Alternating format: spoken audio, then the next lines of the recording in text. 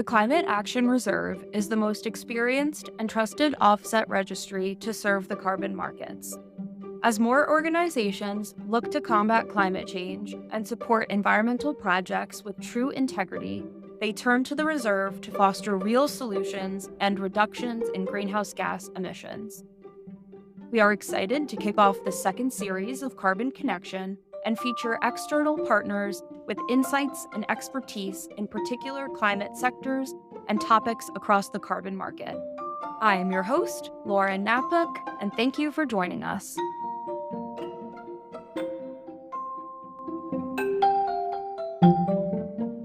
Hi, welcome to our next episode of Carbon Connection. Today, we are speaking with Dr. Julio Friedmann, who is the Chief Scientist at Carbon Direct. At Carbon Direct, he works with clients, the science team, and the leadership of Carbon Direct to solve major technical challenges around carbon management and CO2 removal. Today, we are speaking with Dr. Friedmann about the latest developments in the carbon capture, utilization, and storage, or CCUS, space, and the steps that need to be taken if significant carbon removal is to be achieved. Dr. Friedmann, thank you for joining us. It's a pleasure to be here. Thank you for having me, Lauren. Thank you. Now, to very quickly and briefly kick things off, what is carbon capture, utilization, and storage? How does it relate to the carbon market? And why is it needed to tackle climate change? So, carbon capture, utilization, and storage, or CCUS, is a set of technologies whose only job is reduction and removal of greenhouse gases. That's all it does. And the reason we need it is because arithmetic. If you look at the carbon budgets, if you look at the IPCC, the conclusions are very clear. We must have many billions of tons of carbon capture, utilization, and storage really very soon. We need about 2 billion tons by 2030. And by 2050, we will need something on the order of 10 to 20 billion tons. And about half of that will be from point sources, and about half of that will be removed. Thank you, Julio. And where is CCUS happening in the world? Today, there's about 60 facilities that are operating worldwide. They're capturing on the order of 45 million tons a year of CO2. Mostly, they're doing that from existing point sources. In a couple of places, they're beginning to do CO2 removal from the air and oceans as well. They're on almost every continent, in South America, in North America, in Europe, in the Middle East, in China, in Australia. So we have these things going on all over. That's really exciting to hear that we have these growing technologies spanning across the globe, really trying to take as much carbon as we can out of the atmosphere. And what are some of the core and leading technologies that you see in the world of CCUS right now? Sure. So let's first talk about the storage technology. For the most part, that's injecting into deep geological reservoirs, what we would call saline formations. These just store CO2. One of the more interesting developments is that we've begun to inject into basaltic rocks, like in Iceland, which is a new way of storing the CO2. And Carbfix is a company that's doing that today. Most of the cost of carbon capture, utilization, and storage is in the capture part. And there's basically a handful of kinds of physics and chemistry that do the job. Solid sorbents, companies like Svante; liquid solvents, companies like Mitsubishi or Ion or Cansolv; and a few other kinds of technologies that, again, their job is to separate CO2 and concentrate it so it can be stored.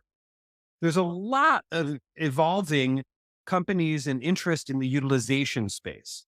The cheap, easy stuff to do is actually to turn CO2 into concrete. Companies like Carbon Cure or Solidia or Carbon Built or Carbonate. Others will turn CO2 into fuels or chemical feedstocks. These are companies like Lanzatech, 12, etc.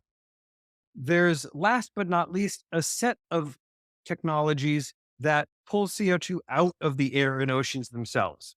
And these are very specialized for the purpose of CO2 removal. They're usually a different version of the other kinds of technologies. So a company like Carbon Engineering is a liquid solvent technology. a company like Climeworks is one of the solid sorbent technologies. And there's other technologies out there like Heirloom or Captura that, again, use different kinds of means of pulling CO2 out of the air and oceans. Wow, that's really fascinating. And you described a lot of different mechanisms for us to be able to directly take carbon dioxide. And I'm wondering if you can share a little bit more about how has policy framework changed to enable CCUS as a business? Excellent question. Generally, carbon capture and storage is a service, actually not a product. Utilization makes products, but CCS does not. So you've needed a way to get paid for that service. And now policy has come along that provides a means of getting paid. Places like Europe, it's a high carbon tax, or in Canada, $170 a ton. In the US, it's a set of incentives, things like 45Q, which pay you to do capture and storage. In other countries, they do it with mandates. In China, they say, we will do 10 plants, and then they do 10 plants. And the policy framework has evolved along with this understanding of the role in climate. If we must do this to balance the books, then we need to put some investment into it. In total, carbon capture, utilization, and storage represents about 3% of the total climate investment. So it's not taking from solar or wind or hydrogen or anything else. And it's a good amount to get the enterprise rolling. That's really phenomenal. Thank you so much for sharing that. And with CCUS, what are the potential implications of it in terms of environmental and climate justice? Right. So any large CCUS project or any large CO2 removal project takes place someplace. These are on the surface of the earth in reality. If these are placed next to a community that has questions or concerns about the environmental burdens, those have to be addressed. So, for example, one of these solvent based technologies, if it's going next to a community, they might care about whether it will increase pollution loads or whether it will create asthma or some other problem. In general, it's the opposite. Actually, these technologies reduce pollution, but still people have reasonable concerns. Similarly, because this is an environmental service that serves the world and a location has to deal with the facility, there's questions of how you balance these issues. And in fact, whether or not the global north is paying its fair share due for climate, as opposed to what the global south must do, these are questions which are coming up now in the context of CCUS as well as everything else. Fantastic. Thank you so much for sharing that. It's so important to be looking at these projects and these technologies and ensuring that we are supporting the communities on the ground that are living near them as well. So I appreciate that. If I may, it's important to know that we can do this safely and well. And in fact, for many, many years, we have done it safely and well. So the question is not, can we do CCS well? The question is, will we? And so, again, these are the kinds of questions that people have. We have to take those questions seriously, but we know that we can do it safely and well. That's good to know. Absolutely, Julio. And with doing things safely and well, would you be able to expand on that? Let's say when CCUS maybe just started versus looking at it today, how have we been able to look at these considerations and really ensure that we are, yeah, changing the scope and scape of the world? So, mostly what carbon capture has been used for so far is just chemical processing. So, it's to make CO2 for food and beverage applications, like making soda pop. And in fact, in some parts of the world, they would burn bunker fuel and then capture the CO2 from that just to put it in Coca-Cola. Like that's kind of crazy, but that's what we've been doing.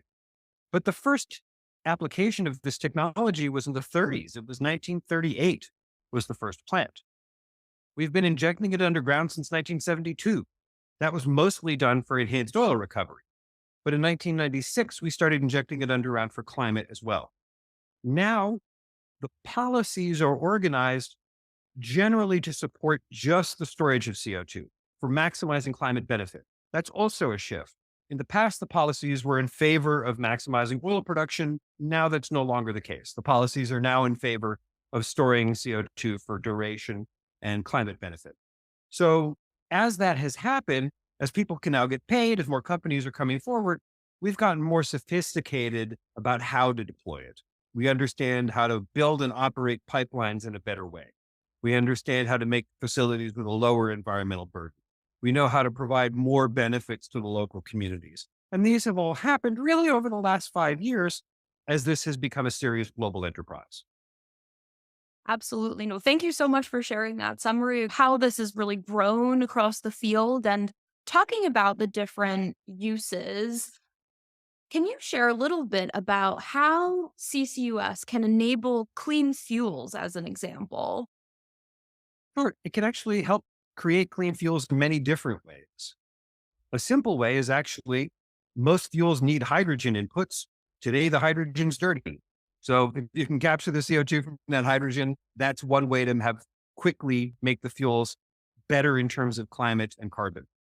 You can also actually take CO2 from a fossil power plant or from the air and then turn it into a fuel that will then displace a fossil fuel. So those have different environmental footprints and so forth, but you can begin to think about using abundant clean energy, renewable energy of various kinds, or nuclear energy, and then using that to create a fuel which can displace the fossil fuel. Today, biofuels do that. And in fact, you can use carbon capture on biofuel plants. On a biofuel facility that's quite clean, you can actually start to make a negative footprint. You can actually start to make biofuels that are climate restorative. And we're beginning to see some of that happening around the Midwest of the United States and parts of Europe. They're looking to think about making, in particular, aviation fuels, sustainable aviation fuels, extra clean using CCUS. That's really fascinating and something I didn't even realize was happening across the landscape of clean fuels and with CCUS. And on that, do you see partnerships forming because of this across, let's say, the airlines and the government policies that are having to support this? These are coming together. It's a little tricky. Airline companies in particular are worried about being viewed as having non-competitive issues. They're worried about antitrust behavior. So they are working, for example, with organizations like SABA, the Sustainable Aviation Buyers Alliance, as a way to manage those concerns that people might have. We are starting to see companies like Airbus buying CO2 removal or buying clean fuels as a way to manage their own risks. Airbus is a distinct company. It's sort of a quasi European government company, and they're not really an airline. The airlines are beginning to get into this space too. Companies like JetBlue, the US military, United are really looking at trying to use a combination of biofuels, synthetic fuels, and carbon capture to try to figure out how to get the best performance, the best fuel with the lowest cost and the lowest carbon footprint. This is on, again, very recent. Almost everything I just said has begun to happen just in the past 2 years. And in part, that's because of not just the 45Q or the carbon incentives. There's also hydrogen incentives, there's biofuel incentives, there's aviation fuel incentives. And again, that's true in Australia, in Japan, in Europe, in Canada, in the US. We're seeing more and more countries providing that kind of clear market aligning policy that will bring these fuels into the future. Thank you so much, Julio. That's really fascinating to hear that this is expanding across the globe and that we're seeing more and more people get involved with how to utilize this. And with looking at utilization, what are some key challenges for utilization as opposed to geological storage? So there's a couple of really big considerations with utilization. First and foremost is cost. CO2 is a spent fuel. To turn it back into a fuel, you need a lot of money and a lot of energy, right?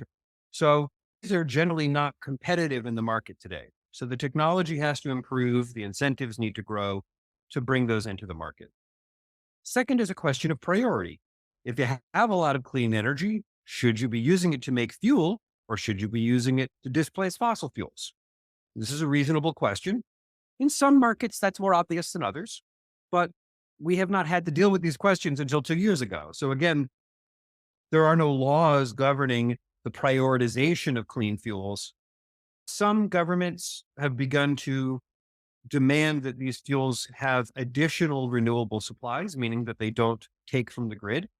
That's harder than it sounds. And again, that adds cost, it adds complexity. So that's the second issue. And then really the third issue is standards. What are we really talking about? When we say a fuel is clean, who declares that? Who counts it? Who tells you how good it is compared to another fuel? These standards don't exist yet. So groups like the International Maritime Organization, CORSIA, which is another UN body out of ICAO, the International Civil Aviation Organization, these groups are starting to pull together standards that will help clarify the market. Until that time, hard to know what is good versus what is bad on a life cycle basis, on a full sustainability basis. And if you're going to be turning CO2 into fuels, these are real issues. There's a different set of standards issues with turning things like CO2 into concrete. Here, we know that it will hold CO2 for a very long time, not like a fuel. You're not displacing a fossil fuel, you're binding the CO2 for centuries, right? The challenge, though, is you have to build a building out of concrete. An engineer has to sign off on that. Does this new formulation really do the job? And it can take as much as 10 years to get these materials to market because it takes so long to certify them and to qualify them. Again, these are new things that people are figuring out as we go along. It's just part of the job. Thank you so much, Dr. Friedman. That's really helpful to understand these major challenges. And you mentioned a few times that within the past 2 years, there's been a lot of work to grow and evolve this space. And I'm wondering if you could discuss a little bit more about how we actually do grow these incentives and keep propelling this work forward. So, a couple of things here. For starters, really, the 2018 IPCC report, that's the Intergovernmental Panel on Climate Change, basically declared that we were failing as a world. That really shook up the gumball machine. That's what brought a lot of this carbon management stuff forward. CCUS is required, CO2 removal is required in a net zero world. And as people began to think about net zero, really only about 5 years ago, that was the point where these technologies became important and policies began to emerge. As soon as the policies emerged, people suddenly went, oh my God, we have all these complexities that we have to deal with. We need to clarify some things. It may be more expensive than we thought. It may be more difficult than we thought. So one of the questions that policymakers are asking themselves is actually, should we just start buying these as a government procurement? That will help create a floor for the market. It'll help create standards. It'll help create practice. And in fact, the government has always bought clean technologies. They've bought solar panels. They've bought nuclear power. They've bought LEDs. They've bought batteries. So this looks like other kinds of things. So that's a different kind of policy, but an important one. And the last thing is people still in their minds, many people believe that this is an either or kind of question. Like we either have to do more renewables or we have to do carbon capture. What's clear in the policy world is everybody knows we need to do a lot more of all of these things. We need to do a lot more solar. We need to do a lot more efficiency. We need to do a lot more EVs, but we also need to do a lot more CCUS. And as the policies, grow and change, right now there's a bit of a tug of war between certain groups over this, believing in kind of some zero sum game sensibility. That's just wrong. We're not in a zero sum world. We're in a world where every pie has to grow a lot and super fast. And so as that is beginning to sink in, the way that policies are getting decided is sort of shaking out in real time. I'm pretty optimistic about how it will go. There's one other thing, though, that's really different about CCUS from a policy perspective than, say, clean electricity. Clean electricity already has infrastructure. There's already power lines. There's already transmission reservoirs. There's already markets that move and sell electricity. That doesn't exist for CO2. The pipeline network in the United States is modest. It's 5,000 miles of CO2 pipeline. It's more than most people think, but it's nowhere close to what we need. We need more like 60,000 miles of CO2 pipelines. We need barges. We need offshore storage sites. We need dedicated infrastructure. And in fact, in the Inflation Reduction Act, There's certain kinds of incentives, but the infrastructure incentives are actually in the bipartisan infrastructure law. Things like dedicated storage sites, training for EPA regulators. These things are in the infrastructure law, and those will help get the infrastructure built that we need to deploy this. Because you're moving molecules, you're not moving electrons. And so you need a different infrastructure that can move molecules around. Thank you so much. That's really exciting to hear about all of these different moving parts in the policy landscape. And one thing I do want to ask you is as this market continues to grow and evolve, you mentioned that there's more standards and players also coming into this field. So, will there be too many cooks in the kitchen as we move forward in CCUS and deciding the best ways to really implement this as a practice? Or do we need continued folks to really build up this space and try to come together for how to best solve the climate crisis with CCUS? Yeah, these things shake out according to their own logic. In some cases, you really need a government regulator to create standards. And then it's somebody like the National Institutes of Science and Technology, NIST, or you need somebody like the ISO, the International Standards Organization. Sometimes, though, the market just makes its own standards, the way that it does in the tech industry with things like USB 2.0. Like just buyers and sellers said, this is how it's going to be. And they made it that way. We are seeing some of that happening, for example, through the NASDAQ, through the International Commodities Exchange. They're starting to make their own standards. We're seeing some international organizations making standards, like the UN bodies that I mentioned. We're starting to see different groups from industry creating standards like CCS Plus, which again lays some groundwork for what's good practice. These things end up shaking out however they shake out. And there's sort of no easy way to do it. What I do believe, though, and this is really true, the best way to make good standards is to do more now and learn. When we do things, we figure out good practice, we figure out bad practice, we make some mistakes, we make some things cheaper, we make some things better. Those learnings advise the standards making process. So the best way to make good standards is actually to make good projects. And then those good projects advise the standards. That's kind of what's happened with the new EPA ruling on their existing power plants. The draft rule they published this year is built on prior projects. And so as more projects come forward, it will make the EPA regulation better as well.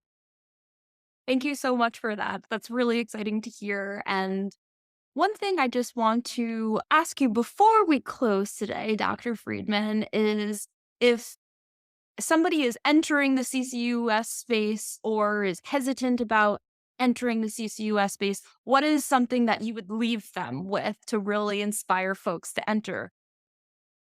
First order of business is we got this. This is not rocket science. This is rock science. Like we just know how to do this. And we've been doing it for a long time. There's always a way to make something badly, but we know how to do it good. So focus on that. What's the thing I need to know to make it good? Because it's required. It's the science tells us we're going to need this. So we better figure out how to do it well. And the second thing I would say is educate yourself. And I would go straight to the Global CCS Institute. The Global CCS Institute is an organization dedicated to sharing knowledge and helping these projects go forward. The Department of Energy has terrific resources on this. The International Energy Agency has a greenhouse gas control secretariat that's published a lot on this. There's a ton of information out there. So even if you've never heard about CCS or you've never seen CCS, there's a lot of knowledge and a lot of information to go out there, read a little bit, learn a little bit, and then ask yourselves, how do we make it better? That's fantastic. Thank you so much, Dr. Friedman. You've really left us with lots of expertise in this space, as well as resources for people to go and get into CCUS. So I really appreciate your time today and thank you for joining us. It's really been a pleasure. All the best.